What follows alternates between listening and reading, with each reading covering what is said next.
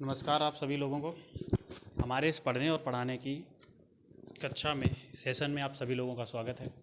आज हम लोग क्या करेंगे, वायुमंडल चैप्टर को समझेंगे कि आखिरकार वायुमंडल है क्या। वायुमंडल है क्या, वायुमंडल क्या है, अर्थात ये इसका अर्थ क्या है, अर्थात इसका मीन्स क्या है, वायुमंडल का मीन्स क्या है, वायुमंडल होता क्या है। ठीक है, ये कार्य कैसे करता है। वायुमंडल अगर है तो इसका कुछ कार्य भी तो रहा होगा ना, तो ये वायुमंडल कार्य कैसे करता है हम क्या जानेंगे, अर्थ को जानेंगे, वायुमंडल कार्य कैसे करता है ये जानेंगे, और वायुमंडल और पृथ्वी के वायुमंडल की बदलती दशाएं ये सभी हम लोग जानने वाले हैं। क्या है, क्या जानने वाले हैं, पृथ्वी पर तापमान, इसका पृथ्वी पर तापमान, और क्या, वायुमंडल की बदलती दिशाएं, वायुमंडल की बदलती दशाएं, इनके बारे में चर्चा करने वाले हैं। ठीक है, और क्या जानेंगे इनके साथ साथ में हम जानेंगे इनके साथ में कि वायुमंडल है तो क्या होगा, मौसम होगा, और क्या होगा, जलवायु होगा। अब ये मौसम और जलवायु ये भी दो अलग से चैप्टर हैं, मौसम और जलवायु, मगर क्या है हम इसी को यहाँ पे पढ़ लेंगे कि किस तरह से मौसम बनेगा, किस तरह से जलवायु होंगी, ये सारी चीज़ें हमारी इसमें ही कंप्लीट होने वाली हैं। तो आप सभी लोगों से निवेदन है कि हमारे इस छोटे से प्लेटफॉर्म को आगे बढ़ाने में हमारी मदद कीजिए। देखो, ये वो चीज़ें हैं जो एग्ज़ाम में सीधी आएंगी। एग्ज़ाम में जब वो आपसे पूछ लेगा कि पृथ्वी की बदलती दशाओं का कारण, आपको नहीं आता है ना, एक एक छोटे छोटे कॉन्सेप्ट को क्लियर करके चलने वाले हैं, तो ज़रा ध्यान से समझिएगा, है ना। अगर मैंने आपसे कहा कि क्या है आखिरकार वायुमंडल का मीन्स क्या है, वायुमंडल है क्या, अगर हम वायुमंडल को जानें तो क्या होगा, पृथ्वी से लगी हुई क्या, वायु की परत, वायु की परत।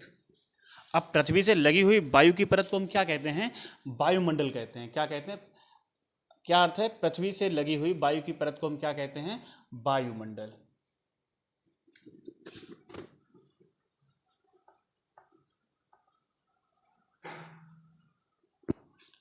क्या अर्थ हुआ कि पृथ्वी की जो परत है, पृथ्वी की परत से जो हवा लगी है अर्थात जो वायु लगी है वो क्या है, हमारा वायुमंडल है।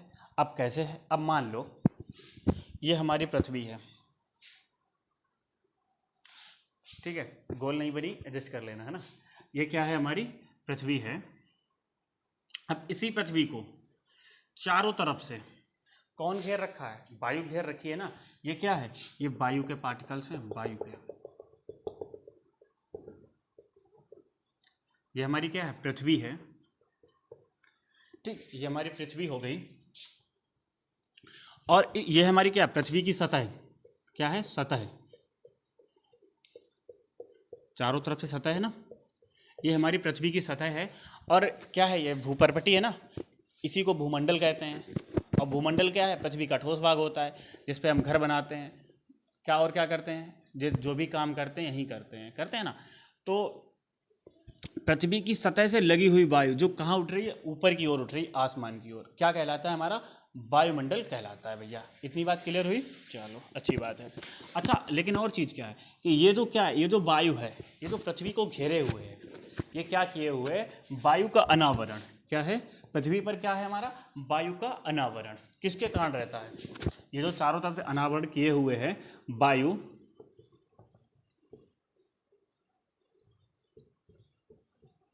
अनावरण।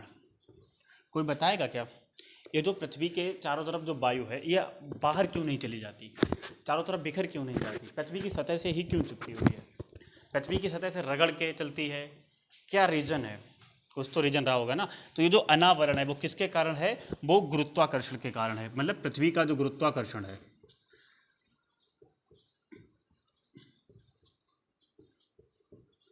अब गुरुत्वाकर्षण नाम सुन के समझ में आ गया होगा कि क्या रीजन है जिसकी वजह से पृथ्वी पर वायुमंडल है। ठीक है, अब मेरा एक क्वेश्चन है कि वायु क्या है। हमने कहा था ना एक एक टॉपिक को क्लियर करेंगे, क्या कहा था कि एक एक टॉपिक को क्लियर करेंगे। अगर वायुमंडल है, अच्छा मंडल की पहले हम बात कर लेते हैं, हमने इसको डिकोड नहीं किया, अभी देखते हैं क्या है। अगर हम मंडल की बात करें, इस सिर्फ मंडल को ले लें, है ना, अगर हम मंडल को बात करें तो मंडल क्या होता है, एक बड़ा क्षेत्र, एक बड़ा क्षेत्र होता है। मंडल क्या होता है, एक बड़ा क्षेत्र होता है। कैसा बड़ा क्षेत्र, दिख नहीं रहा है,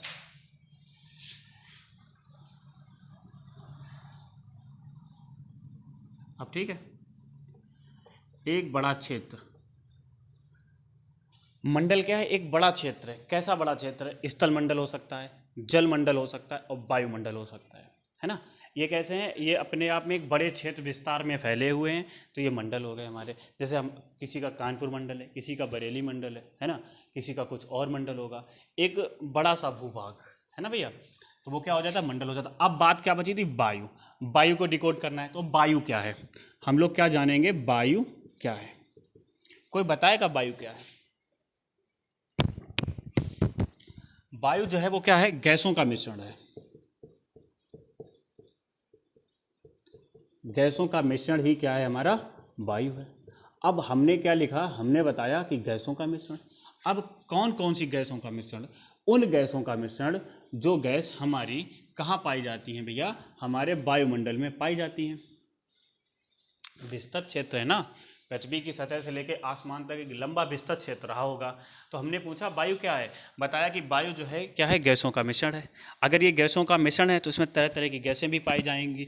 अब हमने लिखा गैसों का मिश्रण, ये जो वायु घूम रही थी यहाँ पे, इसी में तो सभी क्या है, सभी गैसों का मिश्रण उपलब्ध है ना, जितनी भी गैसें इसी में उपलब्ध है ना। तो इसमें कौन कौन सी उपलब्ध हैं, ऑक्सीजन है हमारे जीने का सहारा, नाइट्रोजन है, आर्गन है या नहीं है, ठीक है, कार्बन डाइऑक्साइड है, चलो, और क्या है, मीथेन है ना, CH4 मीथेन है,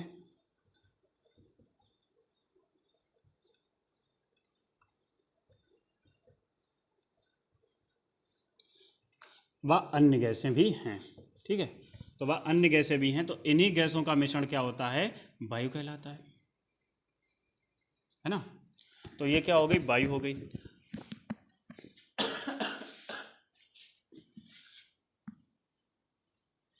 हाँ, तो ये सारी गैसें हैं, इनका मिश्रण क्या कहलाता है, वायु कहलाता है। फिर हमने एक लाइन पहले क्या बोली थी कि पृथ्वी से लगी हुई वायु, पृथ्वी से वायु लगी है और उसका विस्तार कहाँ तक है, आसमान तक है, एक पूरा पूरा विस्तृत क्षेत्र है, ठीक। आसमान तो अनंत है, कह नहीं सकते, लेकिन क्या है, आकाश की ओर है, ठीक। तो जो हमने बात करी थी इन गैसों का मिश्रण, ठीक। लेकिन हाँ, अब एक चीज़ और होगी कि ये जो वायु की जो परतें होंगी, ये जो वायु है हमारा, इनकी जो परतें होंगी या जहाँ तक ये पाई जाती होंगी या जहाँ तक इसकी सीमा है वायुमंडल की, वो कितनी है। तो क्या हम एक लाइन में ये नहीं कह सकते कि जो हमारा कुछ किलोमीटर तक का एरिया फिक्स है, जिसको हम क्या कहते हैं, वायुमंडल कहते हैं, क्या कहते हैं, वायुमंडल कहते हैं। ये जो परत है हमारी, ठीक है, क्या लिखेंगे, 10,000 किलोमीटर तक, क्या है, जो हमारा 10,000 किलोमीटर तक का जो क्षेत्र होगा, कहाँ, आसमान में 10,000 किलोमीटर तक की जो परतें हैं उन्हें हम क्या कहेंगे, वायुमंडल कहेंगे। 10,000 किलोमीटर तक की परतों को क्या कहते हैं, वायुमंडल कहते हैं। कहोगे सर भैया थोड़ी बात हजम नहीं हुई, कोई बात नहीं। हमने क्या कहा था, मंडल क्या होता है, एक बड़ा क्षेत्र होता है। तो क्या 10,000 किलोमीटर एक बड़ा क्षेत्र नहीं हुआ, 10,000 किलोमीटर जब एक बड़ा क्षेत्र हो गया, उसमें क्या पाई जा रही है, वायु पाई जा रही है। ये क्या है, वायु ही तो पाई जा रही है, जिसमें क्या है, गैसों का मिश्रण मिला हुआ है। अब बात आती है वायु। वायु कितने प्रकार की होती है, ये जो वायु होती है ये कितने प्रकार की होती है, 2 तरह की होती है, ठीक। देखो ये हमारी क्या है, वायु से भरा हुआ है, इसमें क्या है, गैसें पाई जाती हैं, ठीक। गैसें कैसी होती हैं, हल्की और भारी होती हैं ना। तो क्या हम लिख सकते हैं, जो हमारी गैसें हैं या वायु है, 2 तरह से लिख ले, ठीक है। हाँ, गैसें जो होती हैं क्या होती हैं, हल्की होती हैं, और कैसी होती हैं, भारी होती हैं। गैसें कैसी होती हैं, या तो हल्की होंगी या होंगी कैसी, भारी। तो भैया जो भारी गैसें हैं वो पृथ्वी की सतह से चिपक के चलती हैं, पृथ्वी की सतह के पास रहती हैं। भारी जो हैं वो क्या होती हैं, पृथ्वी की सतह के पास।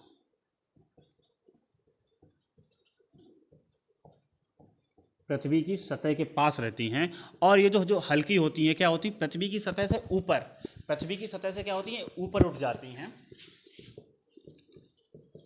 पृथ्वी की सतह से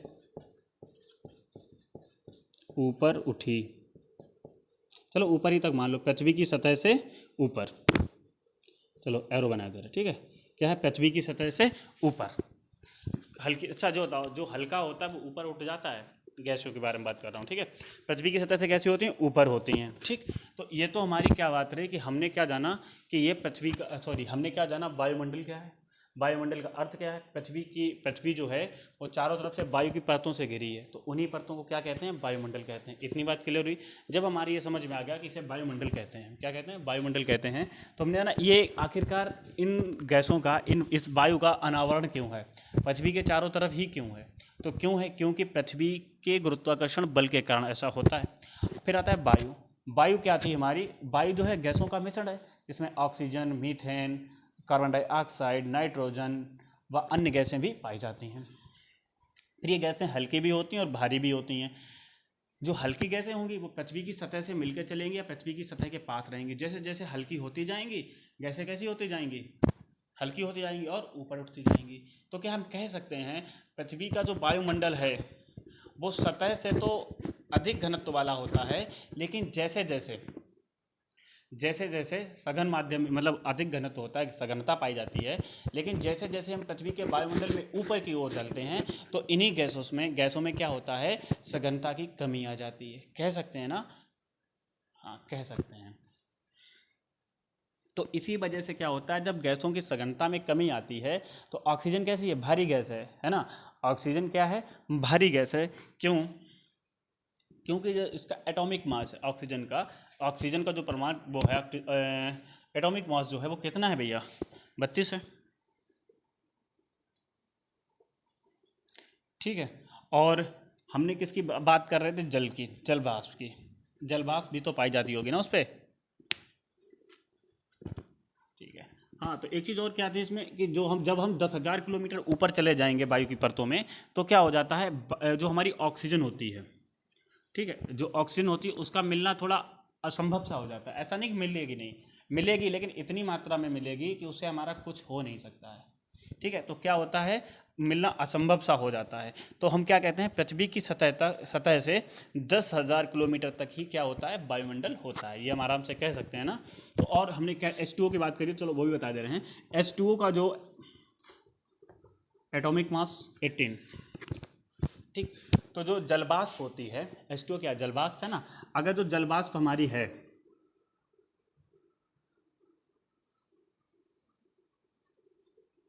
जलवाष्प क्या ये आसमान में ऊपर परतों में नहीं पाई जाती है, होती है ना, वाष्प के रूप में चला जाता है, गैस हल्की हो जाती है, ठीक है।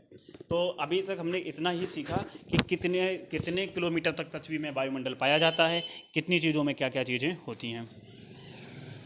तो हम यहाँ से आगे बढ़ेंगे वायुमंडल की ओर, ठीक है। तो हमने जो बताया था कि वायुमंडल में गैसें पाई जाती हैं, गैसें हल्की होती हैं और भारी होती हैं।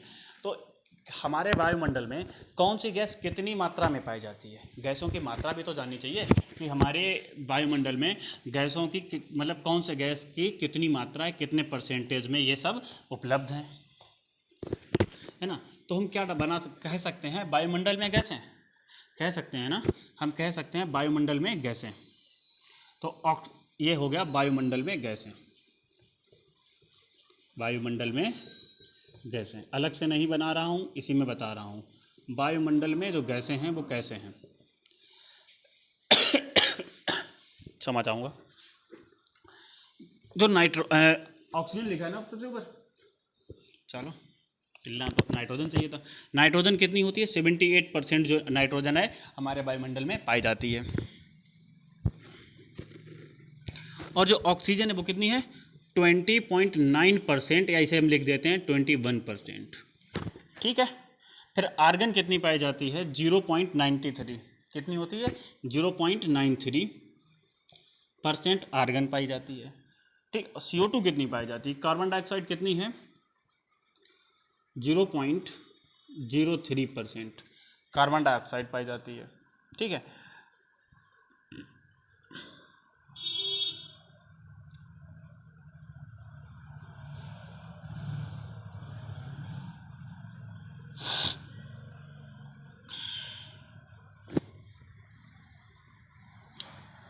इन मात्राओं में क्या होता है, हमारे वायुमंडल में हमारे वायुमंडल में गैसें इस परसेंटेज के हिसाब से पाई जाती हैं। ये हमने सीखा, जाना, ठीक है।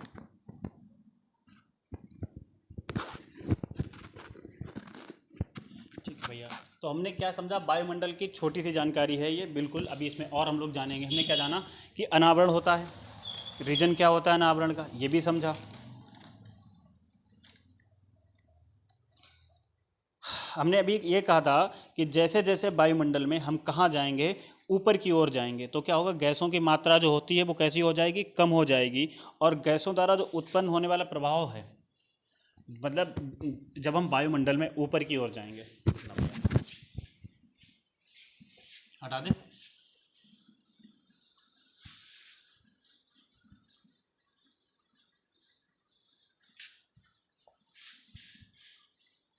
देखो क्या है, जब हम वायुमंडल में ऊपर जाएंगे, ये रही हमारी पृथ्वी, इस पृथ्वी में ये क्या है, वायुमंडल है चारों तरफ, जैसा चाहो आप समझ सकते हो आराम से, ठीक है। ये वायुमंडल है। अब हमने क्या कहा, जो हमारी भारी गैसें हैं वो पृथ्वी के पास रहेंगी, हल्की गैसें जो क्या हो जाएंगी, पृथ्वी से ऊपर उठ जाएंगी, यही तो बोला था ना। तो हमने क्या कहा था, जैसे जैसे हम पृथ्वी से ऊपर की ओर जाते जाएंगे, किधर, ऊपर की ओर जाएंगे, तो क्या होगा, गैसों की सघनता कम होगी, गैसों की मात्रा कम होगी। और जब गैसों की मात्रा कम होगी तो गैसों के द्वारा जो प्रभाव होता है, जो गैस यहाँ पर ज़्यादा पाई जा रही है इतने बीच में, तो उसका प्रभाव यहाँ पे ज़्यादा देखने को मिलेगा। लेकिन अब जैसे जैसे हम ऊपर जा रहे हैं तो ये गैस क्या होगी, A B C D X Y Z कोई भी गैस ले सकते हैं। अभी हम किसी भी पार्टिकुलर गैस की बात नहीं कर रहे हैं, अभी सिर्फ समझाने का प्रयास कर रहे हैं। क्या है, जो गैस यहाँ पर पाई जाती है वो गैस जब आप ऊपर जाओगे, इसकी क्या है, इस गैस की मात्रा यहाँ पर क्या हो जाएगी, जब अगर कम पाई जाएगी तो इस गैस का जो प्रभाव इस क्षेत्र में देखने को मिल रहा था, इस क्षेत्र में देखने को मिल रहा था, क्या यही प्रभाव उतने ऊपर भी देखने को मिलेगा, नहीं मिलेगा, है ना। जैसे पृथ्वी के पास क्या होता है, पृथ्वी है छोटी सी, है ना, ये पृथ्वी है। अब पृथ्वी से ऊपर वायुमंडल, इतना बड़ा हमने अपना क्या मान लिया, वायुमंडल मान लिया, जिसमें क्या है, गैसें भरी हुई हैं। और नॉर्मल सी बात है, पृथ्वी पे की सतह पर यहाँ का टेम्परेचर अगर हम मान लें हमारा 35 डिग्री है, 35 डिग्री सेल्सियस है, तो इसी से जैसे जैसे हम ऊपर बढ़ेंगे तो इस लेवल पे या इस लेवल पे या इस लेवल पे क्या होगा, टेम्परेचर जो है इस पृथ्वी की सतह से यहाँ पर क्या होगा, तापमान कम होगा। क्यों होगा, क्योंकि जो गैसें पृथ्वी की सतह के पास पाई जा रही थी उनका प्रभाव या उनकी मात्रा ऊपर जाने पर कम हो गई। तो क्या होगा, जब उनकी मात्रा कम हो गई है तो उनका प्रभाव भी कम हो जाएगा। जो यहाँ पर सूर्य की एनर्जी को अर्थात सूर्य की किरणों को, हीट को रोकने का काम कर रही थी, एब्जॉर्ब करने का काम कर रही थी, वायुमंडल को गर्म करने का काम कर रही थी, तो क्या हुआ, तापमान कैसा हो गया, कम हो गया। मेला गए हो कभी, दशहरे का मेला या कोई सा भी मेला, जहाँ पे आपने देखा हो चाट वाला चाट बेच रहा हो, बात को समझना, चाट बेच रहा हो और उसके पास बड़ा वाला तवा हो, बड़ा वाला, जिसपे वो खूब सारी चाटें इकट्ठी करके सेकता है। अब एक चीज़ बताना, अपना हाथ लेना, कहना भैया नहीं हम तो अपना ट्राई करके देखेंगे, हमारी बात पे भरोसा मत करो, स्वयं करके देखो। आपने क्या किया, उस हाथ को तवा के पास ले गए, जैसे ये तवा है, क्या है, तवा है, ये नहीं ये तवा मानते हैं, है ना, कोई भी मान लो, ये तवा, ये तवा की वो सतह है जिस पर वो चाट सेक रहा है। अब वो चाट तो सेक रहा है भैया, सेक रहा है ना, आप क्या करना, इसको यहाँ पे पास में ऐसे रख, छूना नहीं, छुलाओगे तो क्या होगा, जल जाएगा भैया, है ना। तो हल्के से ऊपर रखना, देखना गर्मी लग रही है ना, टेम्परेचर ज़्यादा है। अब जैसे जैसे आप हाथ ऊपर लेते जाओगे तो क्या होगा, टेम्परेचर कम हो जाएगा, उतनी गर्मी आपके हाथ को महसूस नहीं होगी जितनी उसके जब नज़दीक थे तब हो रही थी।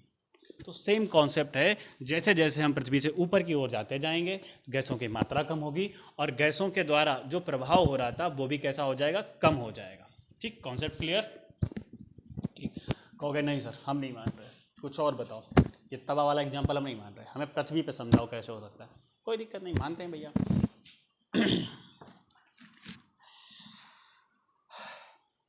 मान लिया हमने पृथ्वी पर कोई जगह है एक्स, ये जगह है एक्स, है ना, और पृथ्वी पर एक जगह और है वाई। अब ये एक्स वाई मैथ नहीं है, मैं बताना चाहता हूँ ये जो हमारा एक्स है ना, ये जो एक्स और वाई है ये किसी स्थान के नाम है। दोनों जगह क्या है, दिन का समय है। कैसा? दिन का समय। यहाँ पर दिन का समय है, यहाँ पे भी दिन का समय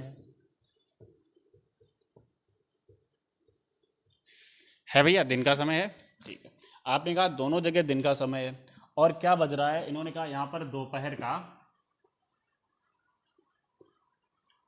12 o'clock, मतलब 12 बज रहे हैं। ठीक है, और क्या है, यहाँ पर कितना बज रहा है, दोपहर का 2 बज रहा है। दोपहर का 2 बज रहा है। क्यों? क्योंकि क्या होता है, अत्यधिक गर्मी दिन में 2 बजे से ही 2 बजे के लगभग होती है। जो टेम्परेचर अपनी पीक पे होता है 2 बजे के लगभग ही होता है ना भैया। तो यहाँ तक बात क्लियर? क्लियर। अब कंडीशन क्या थी, ये वाला जो क्षेत्र था ये क्या था, मैदानी क्षेत्र था, मैदानी भाग है।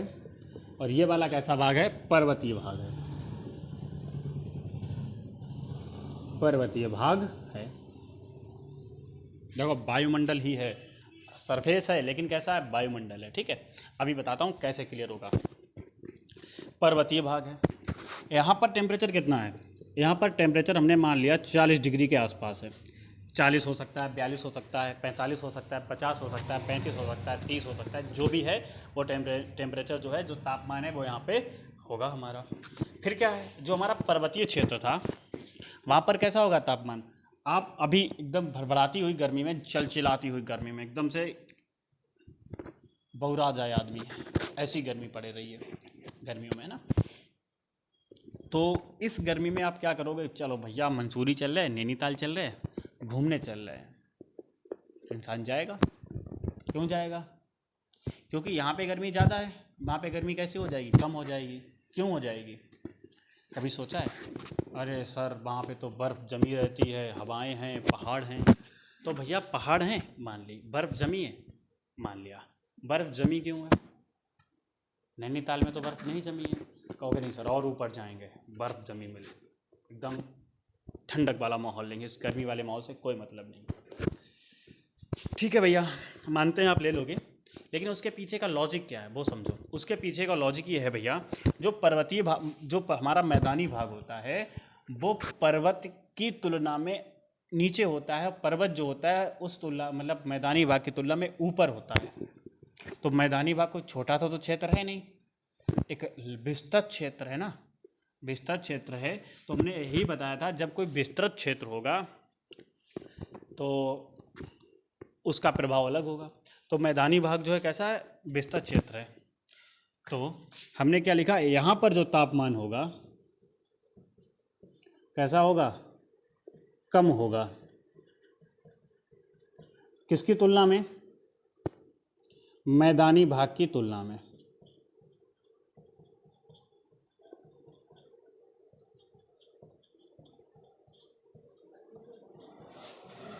यहाँ का जो पर्वतीय क्षेत्र का, जो पर्वतीय भाग का जो तापमान है वो कैसा होगा, कम होगा। कब कम होगा? मैदान की अपेक्षा में, क्योंकि हाइट बढ़ जाएगी। अब कितना कम होगा, बात ये आई है ना।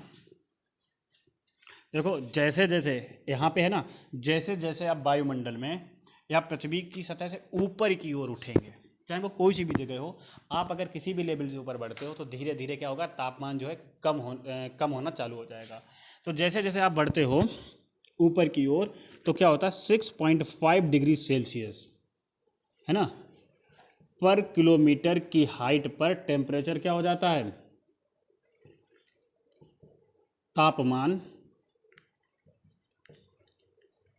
कम हो जाता है। कब? जब आप पृथ्वी की सतह से ऊपर की ओर उठो, किधर, पहाड़ की तरफ चलोगे, तो हर एक किलोमीटर पर आपको कितना पड़ेगा, 6.5 किलोमीटर पर किलोमीटर के हिसाब से आपको तापमान जो है कम होता हुआ दिखाई देगा। अगर आप यहाँ पर क्या था, 40 डिग्री था, आपने कहा सर मैं क्या है 2 किलोमीटर ऊपर चढ़ जा रहा हूँ, कभी चढ़ जाओ, आपकी इच्छा। तो आप जब 2 किलोमीटर चढ़ गए पृथ्वी की सतह से, मतलब जिस आप क्षेत्र में थे उस क्षेत्र से पहाड़ की तरफ बढ़े, तो आप कितनी ऊंचाई पर पहुंचे? 2 किलोमीटर ऊंचाई पहुंच गए। यहाँ पे आप 40 डिग्री टेम्परेचर झेल रहे थे। लेकिन क्या हुआ फिर, जब आप 2 किलोमीटर चढ़ के गए तो आपको 6 6 दूनी 12 और आधा ये लगभग कितना 13 किलोमीटर का तापमान जो है कम मिलेगा। तो आप अभी क्या थे 40 किलोमीटर बोल रहा हूँ 40 डिग्री सेल्सियस के तापमान में जी रहे थे। अब क्या हुआ, अब आप पहुंच गए 27 डिग्री के आसपास। तो अब 27 डिग्री का जो तापमान है वो क्या मैदानी भाग की अपेक्षा कम नहीं है भाई? ये पर्वत का टेम्परेचर है, सिर्फ 2 किलोमीटर चढ़ने पे बोल रहा हूँ। ऐसे आप और भी चढ़ोगे, फिर और भी चढ़ोगे 3 किलोमीटर 4 किलोमीटर, जैसे भी क्षमता होगी तो उस हिसाब से टेम्परेचर कैसा होता जाएगा, कम होता जाएगा, है ना। तो एक सूत्र लिख लीजिए, फार्मूला लिख लीजिए। हाइट बढ़ेगी तो क्या होगा, समानुपाती या व्युत्क्रमानुपाती कहते हैं ना। हम क्या कहते हैं,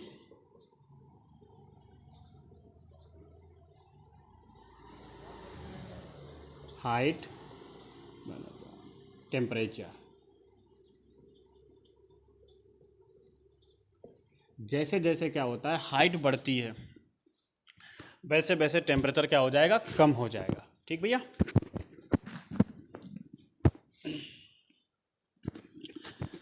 अच्छा, हम वायुमंडल की बात कर रहे थे ना, तो हमारा जो वायुमंडल है किससे बना है, गैसों से बना है, यही तो बात हो रही थी ना। तो जो हमारा वायुमंडल है गैसों से बना है, जहाँ पर जिस प्रकार की गैसें होंगी उसी तरह की विशेषता देखने को पाई जाती है।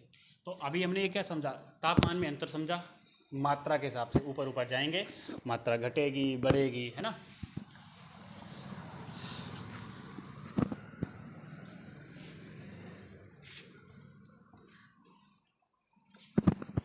जो वायुमंडल है हमारा,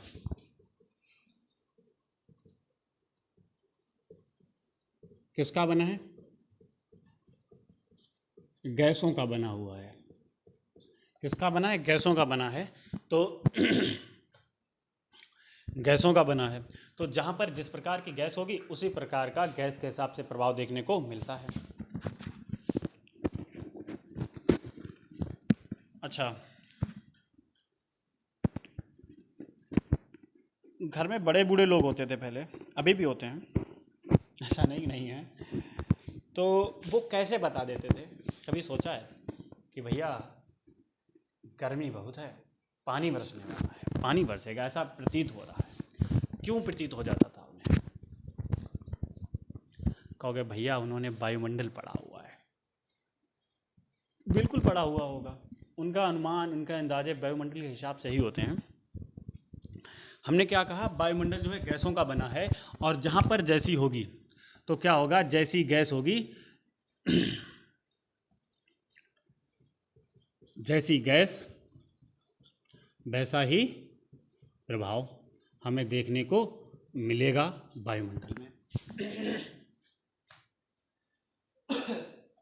क्षमा चाहते हैं। ठीक है, उसी प्रकार का प्रभाव मिलेगा, उसी प्रकार की विशेषता पाई जाएगी। अब हमने माना जुलाई का महीना ले लेते हैं, गर्मी वाला, है ना, जहाँ पानी बरस रहा हो। ठीक, हमने ले लिया 10 जुलाई, जुलाई के महीने की बात कर रहा हूँ, डेट आप कोई सी भी रख सकते हो, बस पानी बरसना चाहिए। ठीक, अब क्या होता है, 10 जुलाई को क्या है, गर्मी ज़्यादा है, गर्मी है, गर्मी कैसी, गर्मी ज़्यादा। अब गर्मी ज़्यादा है तो क्या होगा भैया, आप ये बताओ, हम पानी को जब खौलाते हैं तो पानी से वाष्प ज़्यादा उठती है, तो सीधी सी बात है, हमारे जो कपड़े टंगे होंगे गीले छतों पे सूखने के लिए, वो तुरंत जल्दी से जल्दी सूख जाएंगे ना। तो गर्मी ज़्यादा, तो क्या गर्मी ज़्यादा तो बाष्पीकरण भी कैसा होगा, बाष्पीकरण भी ज़्यादा होगा। अब भैया एक चीज़ बताओ, बाष्पीकरण क्या होता है? बाष्पीकरण की बात आई तो बाष्पीकरण क्या होता है, जो वाष्प होती है, कौन सी वाष्प, पानी गर्म होता है, जो वाष्प उठती है, तो वो वाष्प कहाँ चली जाती है, वाष्प जो है वो वायु में चली जाती है। कहाँ चली जाती है, वाष्प वायु में चली जाती है।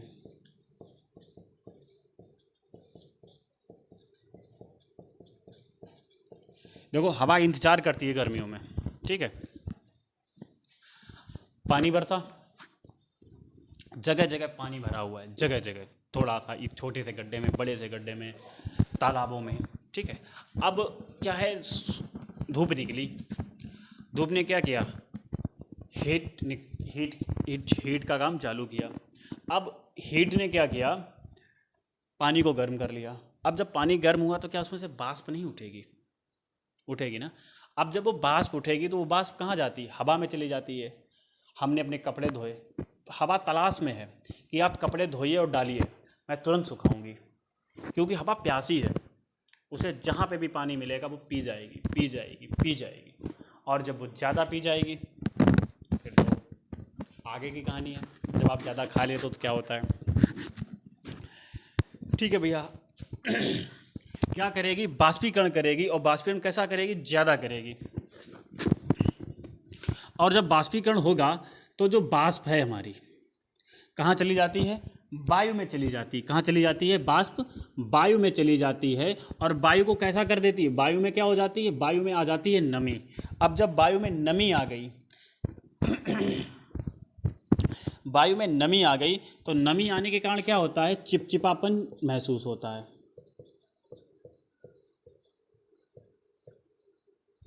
कैसा महसूस होता है, चिपचिपापन महसूस होने लगता है। चिपचिपापन महसूस होने लगता है, या कह सकते हैं उमस, कहते हैं ना कि आज बड़ी उमस है भैया। देखो पसीना ही नहीं सूख रहा है ना, कितना भी सुखाएं, पंखा डुला रहे हैं, चला रहे हैं, लेकिन जैसे ही पंखे के सामने हटते हैं क्या हो जाता है, अब हमारा शरीर जो है चिपचिपाने फिर से लगता है। एक और चीज़ बताएं, हवा अपने साथ पानी लाके हमारे शरीर को कैसे चिपचिपा करती है। कूलर में बैठे हो कभी, कूलर चल रहा हो और कूलर में पानी पड़ा होता है, तो जब तक तो कूलर चलता है गर्मी में ठंडी ठंडी हवा लगती है भैया, कलेजे को ठंड पड़ जाती है। अब जब कलेजे को तो ठंड पड़ रही है, समझ में आ रहा है, लेकिन लाइट चली गई है ना। अब लाइट जाने के बाद जो हालत होती है हमारी, वो सोचिए कभी। जो हवा हमारे शरीर को छू के जा रही थी ना, तो जो हवा हमारे शरीर को छू के जा रही थी उसने क्या किया था, उसमें पानी भी तो था, नम थी हवा ना, ठंडी ठंडी लग रही थी। क्यों लग रही थी, क्योंकि हमारे शरीर का टेम्परेचर जो था बहुत ही ज़्यादा था। वो पानी के साथ हवा आ रही थी, उसका टेम्परेचर कम था, तो हमारे शरीर को ठंडक प्रदान कर रही थी। अब लाइट जाने के बाद हमारे शरीर को वही ठंडक वापस चाहिए, और वो मिल नहीं रही है। तो हमारे शरीर पे जो टेम्परेचर है ना, जो हवा ठंडी ठंडी छू के जा रही थी, वो क्या हो जाएगी, पसीना निकलना चालू हो जाएगा। अब पसीना तो निकलेगा, लेकिन उससे पहले आप क्या कहोगे, ओहो यार पूरा शरीर चिपचिपाने लगा है। आप कूलर में कभी भी सोएंगे, बैठेंगे, कूलर बंद होने के बाद, लाइट जाने के बाद आपके शरीर में चिपकन सी महसूस होने लगती है। तो बस वही क्या है, जब हवा हमारी, देखो हमने जुलाई का महीना लिया, आप ले सकते हो गर्मी का महीना, ठीक है। तो अब हमारा क्या हुआ, बाष्पीकरण हुआ। बाष्पीकरण में क्या हुआ, वाष्प जो थी वायु में चली गई, और वायु जब वाष्प जो थी वायु में चली गई तो वायु में क्या आ गई, नमी आ गई, और वो नमी हमारे शरीर से टकरा रही है। अब वो पानी पी चुकी, जितना पीना था पिएगी नहीं, है ना। अब क्या है, वो हमारा पसीना नहीं सुखा पा रही है, ठीक। तो क्या हो रहा है, नमी, इससे हमें चिपचिपापन महसूस हो रहा है और उमस महसूस हो रही है, ठीक। हमें क्या महसूस हुई, उमस महसूस हुई। गर्मी ज़्यादा तो मतलब बाष्पीकरण ज़्यादा। अब यहीं से एक बात उठती है, पृथ्वी तिरछी बनी है, गोला नहीं बना पाते हैं, यही सोच रहे होंगे आप लोग।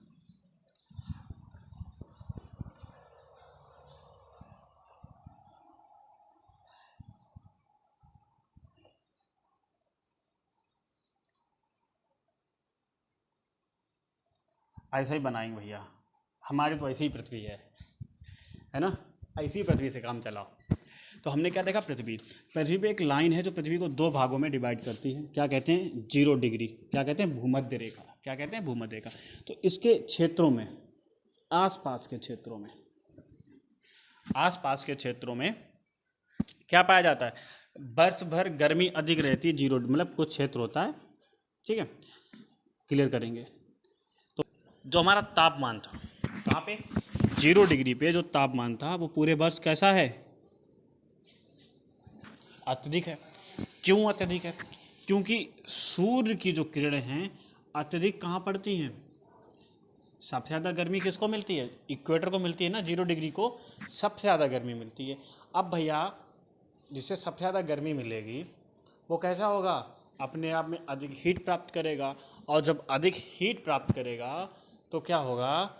जब वो अधिक हीट प्राप्त कर रहा है तो उसे क्या होगा? अत्यधिक बाष्पीकरण भी वहाँ पे हो सकता है। हो सकता नहीं, होगा। अत्यधिक गर्मी अर्थात अत्यधिक बाष्पीकरण, है ना? अत्यधिक बाष्पीकरण। इस वाले क्षेत्र में क्या है? अधिक वर्षा है। कैसी है? अधिक वर्षा है। वो भी कब, क्यों है, कैसे है? वर्षा है। कब है? पूरे वर्ष भर, मतलब पूरे साल जो है यहाँ पे अत्यधिक वर्षा होती है। कहाँ पे? 0 डिग्री इक्वेटर पे। अब जब यहाँ पे पूरे वर्ष अधिक वर्षा है, गर्मी भी अधिक है, क्या है? वर्ष भर गर्मी भी अधिक है ना? क्यों है वर्षा? क्योंकि यहाँ पर क्या है? पूरे वर्ष भर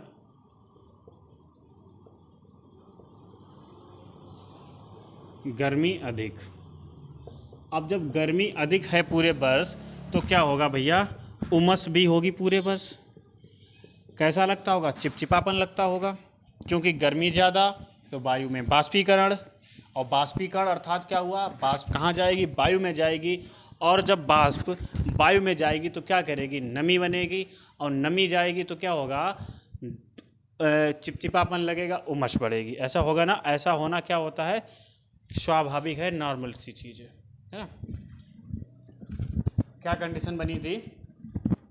आपके सामने है, पृथ्वी पर सबसे ज़्यादा सूर्य की किरणें किसे मिल रही हैं? 0 डिग्री पे मिल रही हैं। किस पे मिल रही हैं? सबसे ज़्यादा जो सूर्य की किरणें हैं वो 0 डिग्री इक्वेटर पे मिल रही हैं। जब इसे सबसे ज़्यादा मिल रही हैं तो क्या होने वाला है? इसे अत्यधिक गर्मी मिलेगी। अब अत्यधिक गर्मी का मतलब है तापमान ज़्यादा। क्या हुआ? तापमान ज़्यादा। तापमान ज़्यादा तो बाष्पीकरण ज़्यादा। बाष्पीकरण ज़्यादा तो भैया क्या है? वायु में नमी, और नमी के कारण चिपचिपापन और उमस का होना। अब यहाँ पर क्यों ज़्यादा पड़ती हैं, है ना? तो रीजन है सूर्य की किरणों का उत्तरायण होना और सूर्य की किरणों का दक्षिणायन होना।